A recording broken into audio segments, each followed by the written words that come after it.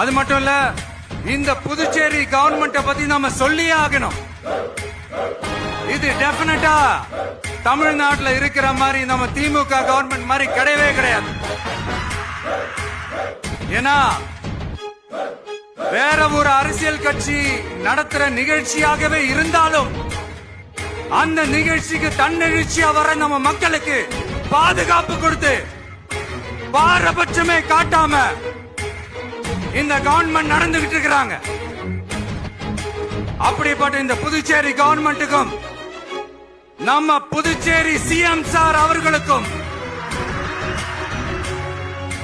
இந்த நேரத்தில் என்னுடைய மனப்பூர்வமான நன்றிகளை தெரிவிச்சுக்கிறேன். இத பார்த்தாவது தமிழ்நாட்டில் இருக்கிற அந்த திமுக கவர்மெண்ட் கத்துக்கிட்டா நல்லா இருக்கும். ஆனா அவங்க கத்துக்க மாட்டாங்க. பரவாயில்ல, வரப்போற எலெக்ஷன்ல 100% கத்துக்குவாங்க. அத நம்ம மக்கள் பாத்துக்குவாங்க.